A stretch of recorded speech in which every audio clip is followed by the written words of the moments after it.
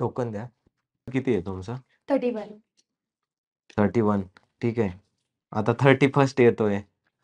तर मग काही तयारी केली का नाही? नाही सर, सध्या तरी इंटरव्ह्यूचीच तयारी चालू आहे. बर. तुमची नाव न सांगता ओळख करून द्या आम्हाला थोडक्यात. सर, मी मूळ पुण्याची आहे. हं. माझं 10वीचं शिक्षण पंडितराव आगाशे इंग्लिश मीडियम स्कूलमधून झालंय. 12वी मी हुजूरपागा कॉलेजमधनं कंप्लीट केलंय हं. आणि मग एच.व्ही. देसाई कॉलेजमधनं BSc मायक्रोबायोलॉजी झाल्यानंतर आबेदा इनामदार कॉलेजमधनं MSc मायक्रोबायोलॉजी केलंय. म्हणजे तुम्ही ब्राउन अँड बॉटम सगळं पुणेच झालंय. Yes sir. मग असं म्हटलं जातं की पुणे तिथे काय होणे? म्हणजे काय? सर, पुण्याला जर आपण एका दृष्टिकोनातनं बघितलं तर ऐतिहासिक वारसा पण आहे, हं, सांस्कृतिक स्थळ पण म्हटलं जातं हं. आणि शिक्षणाचं तर माहेरघरच म्हटलं जातं पुण्याला. त्यामुळे ओव्हरऑल सगळ्याच गोष्टी तुम्हाला पुण्यामध्ये बघायला मिळतात. म्हणजे खाद्य संस्कृतीपासून ते कपड्यांपर्यंत, ते राजकीय पासून ते सांस्कृतिक पर्यंत म्हणजे येस. सगळ्या गोष्टी इथं मिळतात. Yes sir. बर.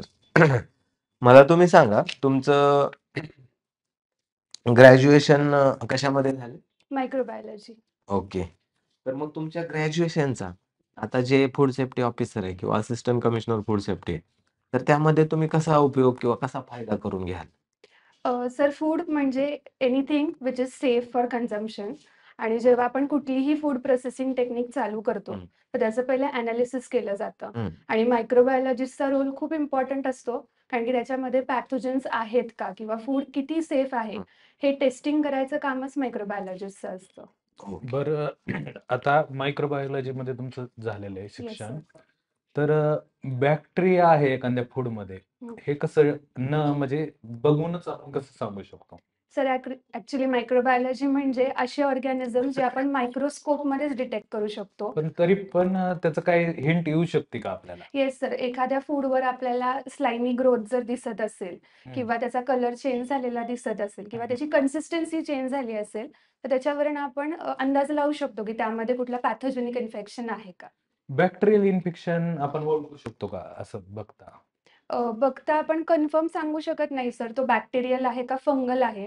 पण हं. फूड इन्फेक्टेड आहे एवढं आपण ओळखू शकतो. ओके, असं म्हटलं जातं जेव्हा स्मेल येत असेल तर बॅक्टेरियल इन्फेक्शन असतं, ते बरोबर आहे? शक्यतो सर कंपायलोबॅक्टर पायलरीने जर इन्फेक्टेड असेल फूड, तर स्ट्राँग स्मेल येतो. तर त्यावेळेस आपण गेस करू शकतो. ओके. बॅक्टेरिया आणि व्हायरसमध्ये फरक काय आहे? Ma'am, bacteria are classified into kingdom Monera आणि बॅक्टेरियाला सेल वॉल असतं. व्हायरसचा बेसिक डिफरन्स हा आहे की व्हायरसला आपण अजूनपर्यंत डिस्टिंग्विश करू शकलो नाहीये, whether it is live or non living. हं. आणि व्हायरस जेव्हा होस्ट बॉडीमध्ये एंटर करतो, तेव्हा तो ॲक्टिव्ह होतो. व्हायरसला प्रोटीन कॅप्सिड कोट असतं इन्स्टेड ऑफ सेल वॉल हं. आणि त्यामुळे आपण अजूनपर्यंत व्हायरसला कुठे कॅटेगराईज केलेलं नाहीये. डिसीज सांगू शकता का व्हायरल आणि बॅक्टेरियल? येस. डेंग्यू, हं. HIV, एड्स ह्या व्हायरल डिसीजेस आहे, पोलिओ हं. आणि bacterial diseases leprosy, tuberculosis, typhoid. Okay. आणि फूड ग्रेन्सच्या संबंधित काही?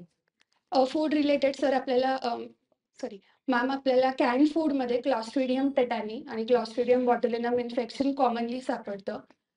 त्याच्या व्यतिरिक्त स्टेफायलोकोकस इन्फेक्शन, स्ट्रेप्टोकोकस आणि कंपॅलोबॅक्टर इन्फेक्शन. ओके. आणि फंगल इन्फेक्शन्स? फंगलमध्ये मोस्ट कॉमनली फाउंड मोल्ड आहे ॲस्परजिलस, जो आपल्याला बऱ्याचशा फूडस्टफ्समध्ये मिळतो. त्याच्या व्यतिरिक्त आपल्याला पेनिसिलिन इन्फेक्शन पण बघायला मिळतं. तुमच्या डिग्रीचा उपयोग कसा होऊ शकतो इकडे? सर, जसं मी मगाशी बोलले, की आपण जेव्हा ॲनालिसिस करतो, तर ॲनालिसिसचाच फर्स्ट स्टेप असतो, की फूड सेफ आहे का नाही ते चेक करणं.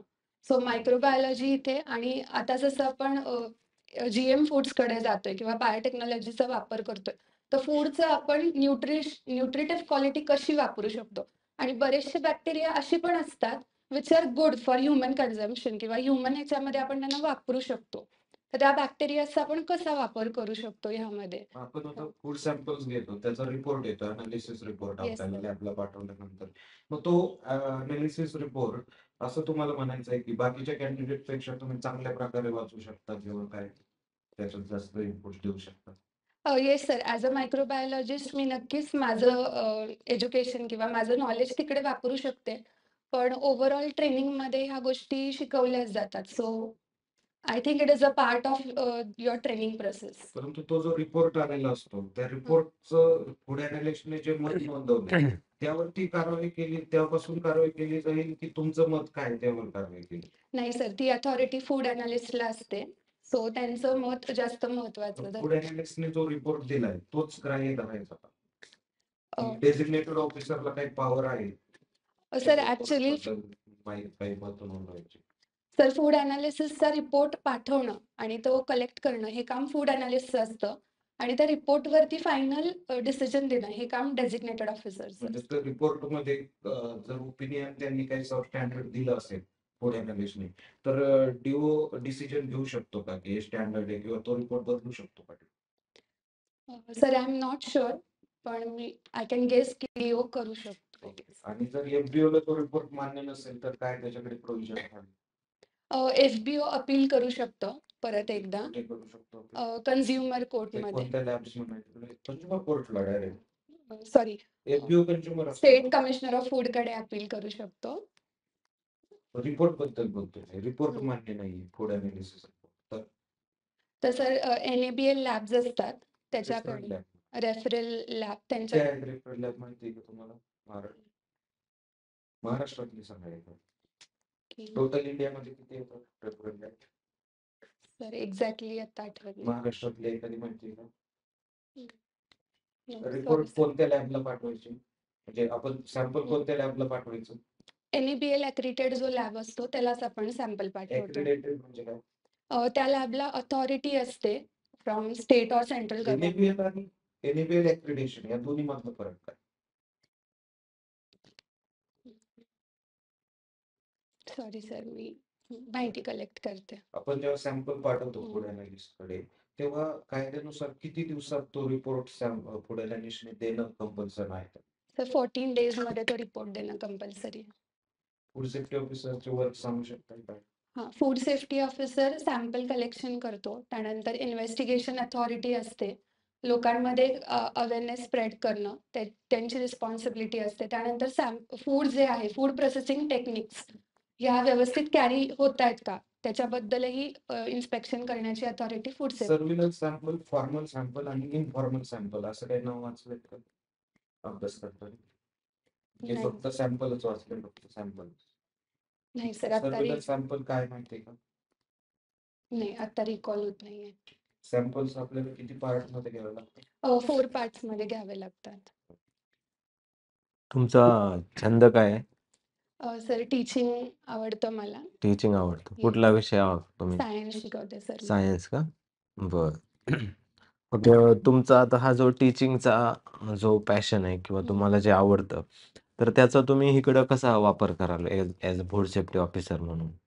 सर ह्याच्यामध्ये मला वाटतं की जेव्हा आपण अवेअरनेस ड्राईव्ह कॅरी करू लोकांमध्ये, हम्म. तेव्हा मी लोकांना खूप चांगल्या पद्धतीने एक्सप्लेन करू शकेन. हम्म. एका कॉमन लँग्वेजमध्ये हम्म.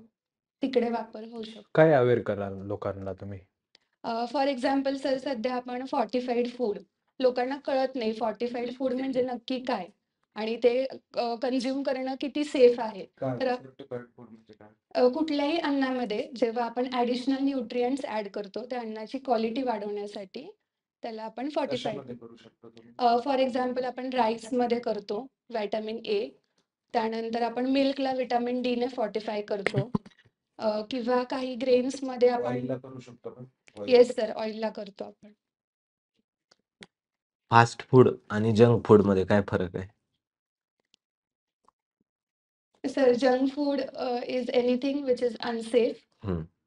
आणि मला वाटतं fast food is any food जो आपण खूप क्विकली प्रोसेस करून बनवतो. म्हणून फास्ट म्हणतात का? I am not sure sir. Okay. Iodine value काय आहे?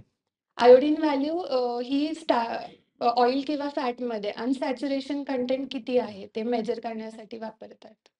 ओके. मायक्रोबायोलॉजी हे खूप चांगलं फील्ड आहे तुमचं, तिकडं करिअर चांगलं होऊ शकतं. तुम्हाला इकडे फूड सेफ्टी ऑफिसर किंवा एक असिस्टंट कमिशनर म्हणून वगैरे का यायचं आहे? त्याच्याच कंटिन्युएशन मध्ये प्रश्न आहे. तुमचं ग्रॅज्युएशन कधी झालेलं आहे?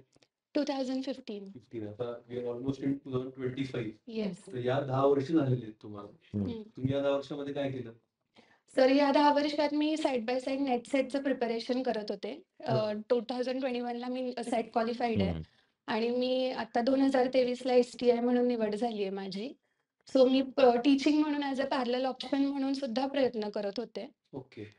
मग आणि आता समजा STI तुम्ही झालेला आहात ऑलरेडी येस सर. आणि आता हे फूड सिक्युरिटी ऑफिसर आहे. तर दोन्ही ऑप्शन जर तुम्हाला असतील, तर तुम्ही काय चूज करणार?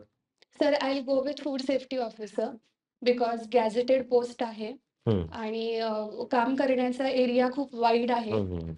त्यामुळे मी मायक्रोबायोलॉजीमध्ये काम करण्यापेक्षा मला इथे काम करायला आवडेल. फूड सेफ्टी ऑफिसरचं वर्क जास्त फील्डशी रिलेटेड आहे, पण असं चॅलेंज वाटत नाही का तुम्हाला? सर वाटतं मला and I think I would like to work in a challenging role. एक महिला म्हणून आम्हाला असं वाटतं की तुम्ही एखादी कारवाई करताना कमी पडाला. हम्म. तर ते काय त्याबद्दल सांगू शकता? सर मुख्याची कारवाई करायची फॉर एक्झाम्पल. सर मला नाही वाटत असं, कारण आता आपण बरंच महिला सक्षमीकरण करतोय आणि महिला आपल्याला सगळ्याच फ्रंटवर दिसतात. म्हणजे बॉर्डरवर सुद्धा आपण महिलांना आजकाल रोल देतोय. सो इकडे एवढं चॅलेंजिंग होईल असं मला तरी वाटत नाही. कामकाजाची वेळ किती असते? कधी करायचं असतं काम फूड सेफ्टी ऑफिसरने? किती ते किती? शक्यतो सर ऑफिस टाइम्स असतात 10 to 5, पण कधी-कधी अपार्ट फ्रॉम ऑफिस आवर्स पण काम करू लागू शकतं. फूड सेफ्टी ऑफिसरचं वर्क तर 24/7 आहे. सुट्टी असेल, रात्री असेल तरी करावं लागतं. रात्री तुम्हाला वरिष्ठांचा फोन आला 10 वाजता की अशा-अशा ठिकाणी फूड पॉइझनिंग झाली आणि तिथे जायचं. मग त्यावेळी काय करणार? आणि असा सेन्सिटिव्ह एरिया आहे की जिथं समजा एखादी अवैध विक्री, गुटख्याची अवैध विक्री चालू आहे. पण तो एकदम गुंडागर्दीचा एरिया आहे. तर आणि तुम्हाला रात्री वरिष्ठांचा 10 वाजता फोन आला की तुम्हाला आता धाड सत्रासाठी जायचंय. तर अशा वेळेस तुम्ही काय कराल? सर अशा वेळेस एकतर ऑफिसर म्हणून माझं कर्तव्य राहील की मी जी दिलेली जबाबदारी आहे ती पार पाडावी. मी वरिष्ठांच्या सल्ल्याने आणि मदतीने अजून 2 ऑफिसर सोबत घेऊन तिथे नक्की इन्व्हेस्टिगेशन मी करेन. असं सांगणार नाही की वरिष्ठांना की मी लेडीज आहे हो, मला नका पाठवा, दुसऱ्या ऑफिसरला पाठवा. मी दिवसभर काम करून आले, आता परत कशाला रात्री पाठवतो. दुसरे ऑफिसर आहेत ना बाकीचे पण तुमच्या एरियामध्ये, डिस्ट्रिक्टमध्ये, शेजारच्या तालुक्याचे, त्यांना पाठवा. मला थोडी सवलत द्या. सर आपण जेव्हा या पदावरती निवड होते आपली, तेव्हा असा कुठला क्लॉज आपल्या समोर ठेवलेला नसतो. आणि जेव्हा आपण ह्या फील्डमध्ये जातो, तर आपण ते चॅलेंजेस ॲक्सेप्ट करणं आणि तो रोल प्ले करणं हीच आपली मुख्य जबाबदारी असते. मग तुम्ही कराल. झालं. येस. तुमची विकनेस काय वाटतात तुम्हाला? सर माझा पहिला वीकनेस आहे की मी हेल्थ सेंट्रिक नाहीये. मला जंक फूड खायला आवडतं आणि खूप परफेक्शनकडे मी जरा लक्ष देते, हम्म. जे की फार गरजेचं नाहीये. ओके. महिला आता तुम्ही म्हणला सबलीकरण आणि तर महिला सबलीकरण आणि महिला सक्षमीकरण ह्यात काय फरक आहे? तर महिला सबलीकरण म्हणजे जिथे महिलांना आपण ज्या काही पीडित महिला आहेत हम्म. त्यांच्यासाठी जेव्हा आपण प्रोव्हिजन्स देतो त्याला आपण महिला सबलीकरण म्हणतो. आणि महिला सक्षमीकरण ज्याला आपण एम्पॉवरमेंट म्हणतो, त्याचा अर्थ की ज्या काही मुली आहेत आणि महिला आहेत त्यांना त्यांना रिस्पॉन्सिबल बनवणं हम्म. In all field, social, economic किंवा पॉलिटिकल, आणि ते पुरुषांसोबत इक्वली काम करू शकतील एवढं त्यांना सक्षम बनवता येईल. लाडकी बहीण योजना कोणत्या कॅटेगरीमध्ये येते आपली? ही महिला सक्षमीकरणच्या कॅटेगरीमध्ये येते. प्रशासनात महिलांच्या पुढे काही चॅलेंज आहेत किंवा कुठल्या समस्या तुम्हाला वाटतात की प्रशासनात महिला अधिकाऱ्याच्या ह्या समस्या? सर प्रशासनात महिलांच्या सर्वात पहिल्या चॅलेंजेस आहेत की वर्किंग आवर्स, हम्म. जसं सर म्हटले आता. त्यानंतर ऑफिस इन्फ्रास्ट्रक्चर हा पण एक खूप मोठा प्रॉब्लेम आहे. काही ठिकाणी महिलांना वॉशरूम फॅसिलिटीज वगैरे नसतात. ऑन फील्ड जर वर्क करायचं असेल तर वॉशरूम फॅसिलिटीजचा खूप मोठा प्रॉब्लेम येतो. ह्या 2 मेजर प्रॉब्लेम्स वाटतात मला. फूड सेफ्टी आणि फूड सिक्युरिटी मध्ये काय फरक? सर फूड सेफ्टी म्हणजे आपण जे काही अन्न प्रोव्हाइड करतोय ते किती सेफ आहे कन्झम्पशनसाठी ते बघणं म्हणजे फूड सेफ्टी. आणि देशातल्या सगळ्या नागरिकांना अन्न अवेलेबल होतंय का, ते म्हणजे food security. Thank you. Thank you sir. Thank you. Ma'am.